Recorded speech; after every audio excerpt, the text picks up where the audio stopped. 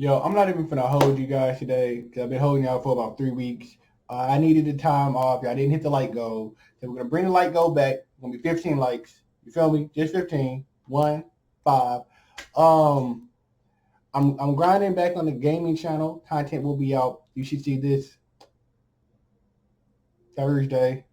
Content will be back the following Monday. Content will be back on the gaming channel. So go check that out. That'll be in the description below. It's just Midnight 92. MIDNITE 92. We'll be back on Monday grinding out some RPGs. So if you like RPGs, go check it out. Without further ado, I know y'all been waiting for it. What Up Deku with the Naruto Part 11. Let's get it. Part 11 starts with Deku and Sai sitting in front of Danzo.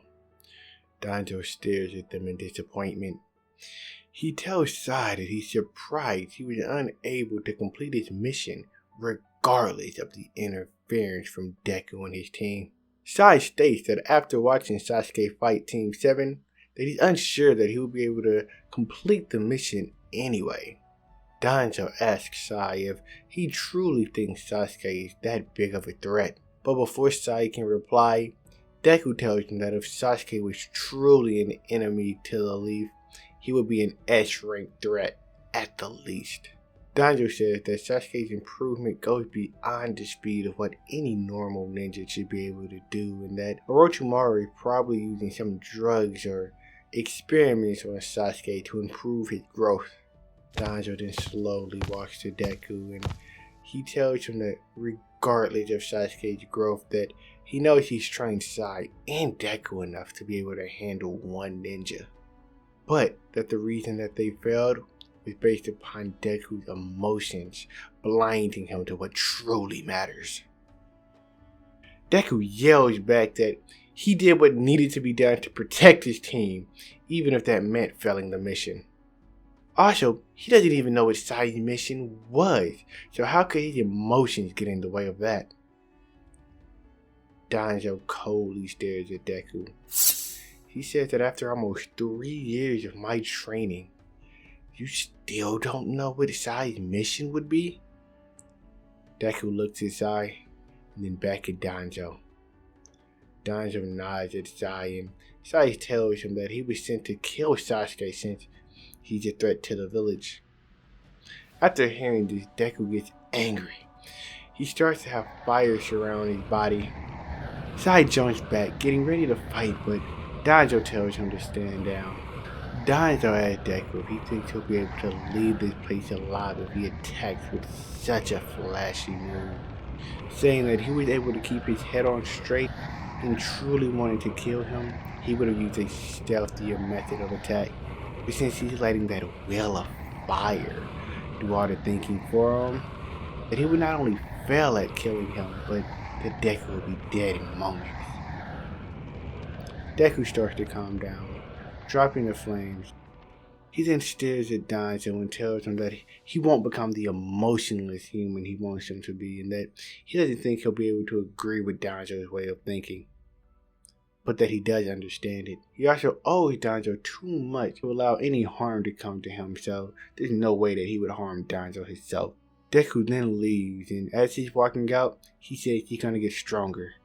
Strong enough to protect his team, strong enough to prove Danzo that emotions are a weakness, and most importantly, strong enough to protect the village from threats, even if that means Sasuke. Deku then goes to Kakashi and visits him in the hospital room. He walks in and he sees Sakura and Naruto are already there. He apologizes for being late and asks what he missed. Naruto smiles and says Kakashi's going to teach him an ultimate ninjutsu that only he can master. Deku asks Kakashi if he would mind if he observed the training, saying that it's been a while since Kakashi's actually been able to train him, so he kind of misses it. Kakashi says that Deku is more than free to watch and that he actually might be some help. Once Kakashi's out of the hospital, he explains to Naruto that he has to master 2 things in order to learn this ninjutsu. One of the things he's already mastered, and that's being able to shape chakra. The other is nature transformation. Naruto is confused about what that is, and Kakashi looks at Deku. He then asks Deku how many nature transformations he can currently use. Deku says that he can currently use earth, fire, and wind with little issues, and that he's currently trying to learn how to use water, but that he still has a long way to go with it. Kakashi's kind of shocked by this realization and says that even most Jonin are only able to use 2, and for Deku to already know 3 is mind-blowing. Deku says that of everything he's learned, for some reason nature transformation just comes naturally to him. Naruto then asked Deku if he thought he would be able to learn lightning and wood transformation. Deku says that he's tried learning lightning before, but it was a little difficult, so he changed it to water. He then says he always thought about wood transformation, but he thought it was just a legend, so he's not sure how it even works. Kakashi and Yamamoto then explained that wood transformation is a Kenkai Genkai and that he does it by combining earth and water chakra, and that's most likely how Haku is able to use his ice jutsu as well. Deku then has a flashback of how powerful Haku was with his Kenkai Genkai and starts to wonder how one would even learn to do something like that. He then asks Kakashi, and Kakashi simply says there's one of 2 ways. 1, they're born into a family that has it, like the Uchihas or the Hyuga clan.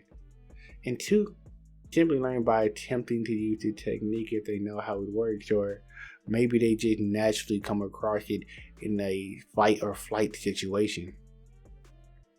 Naruto tells Deku that he should try to use wood jutsu since he can already use earth and he's learning how to use water. Deku smiles and he gives it a try, but nothing happens. He is disappointed by this, but Yamamoto tells Deku that even he can't use it well and that he's only able to use it at all because he has the DNA of the first Hokage in him. He also tells Deku that as far as nature transformation goes, his control over it is better than most ninjas he knows, and that he should focus on getting better control of the ones he has and improving upon those techniques. Deku thanks him for the encouragement and says that he's gonna go train, but that he'll be nearby in case they need him. For the next few days, Deku starts thinking of better ways to use his ninjutsu and experiments with combining them. One day, while trying to combine 2 different techniques, he accidentally comes across a new type of jutsu. After using it, the area around him is destroyed and he's shocked. Kakashi and the others run over to where Deku is to see the results of the new move and just simply ask what's happened as they look around in astonishment. Deku looks at them and looks at what he just did and tells him that he thinks he has one. They ask him, one of what? And he says, a Kenkai Genkai. Before they can find out any more information about this Kenkai Genkai Deku is talking about, a messenger comes with horrible news that Asuma had just been killed. When Deku hears this, tears run down his eyes and he quickly runs off to the Sarutobi clan. When he gets there, he can see the pain on their faces and he tells them that he will get whoever did this. As they force themselves to speak through their tears, they tell Deku that they appreciate it, but for him not to act rashly, saying that Asuma III would hate for the new generation to be killed trying to get vengeance. Deku reassures him that he'll make sure he doesn't die and that he's improved a lot since they've last seen him. Deku is then summoned with the rest of Team 7 to speak to Tsunade. She then tells him that they will be sent to back up Team Shikamaru shortly and that they have to have all preparations made by then, or she will send other ninjas there. As Deku continues to prepare, he also practices his new techniques more and more, hoping to be able to use whoever did this to Asuma. While they start to head to where Shikamaru and the others are, Naruto and Deku are speaking about their new moves that they just learned. Yamamoto tells them to take this seriously. Since they're facing members of the Akatsuki, they should be on guard at all times.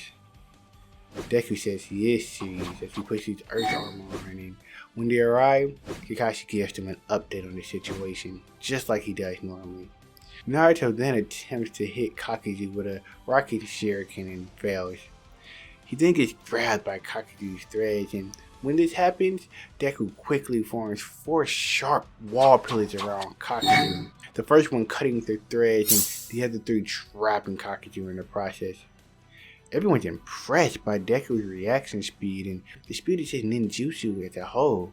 Deku then yells for everyone to get back as he places his hand on the ground. He then yells, "Volcanic eruption!" and suddenly magma starts to shoot from where Deku trapped Kakuzu. The magma flies into the air, having ash and soot surround the area, flying around and burning some of the surrounding trees to the ground in the process.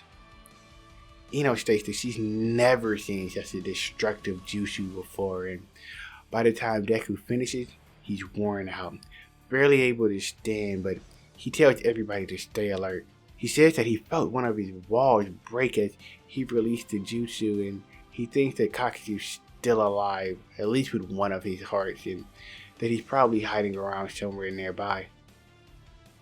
Kakuzu is, and he's hiding behind some of the surviving trees. He's thinking to himself that he needs to retreat for now, but before he can leave, Naruto appears above him with a Rashi Shuriken and destroys Kakuzu completely. After this, the group meets up with Shikamaru, who had just buried Hidan, and they head back to the village. When they get back, Kakashi speaks to Tsunade about the mission, and Tsunade tells him that Naruto should never use the Rashi Shuriken again because eventually he'll lose all ability to use his chakra. She also says that if Deku's attack is as destructive as he says it is, that he needs to go somewhere and learn how to use his technique better, or else he could be a threat to not only himself, but those around him. She recommends that him and Yamamoto go to an isolated area and they start their training. This is where we're in What If Deku was in Naruto Part 11. Hey, if you stayed to the end, I appreciate it. Again, hit the like goal, 15 likes. I'll get it out to you in a week. I got to grind it out. Script, I'll make sure to get it done for you, though. As long as work don't end up killing me. If you want RPG gaming or you just want to support me in general, hop over to the gaming channel, Midnight 92. I love you guys. I really do. We're almost at 200. I really didn't think I would get to 200. You know what I mean? When I made the channel, I didn't expect any real growth. So I'm at 200 already. Almost at 200 already. That really means a lot. So yeah, I just want to keep grinding for you guys. I want to keep enjoying the grind more than anything. I gotta make sure that I'm having fun while I'm doing it. Right now, the what if is still fun to make. So I'm gonna keep doing it, but I will be thinking about another what if soon. I just don't know what. Because we're nearing the end half of this one. So yeah, I love you guys, man. We'll see you next time. Peace.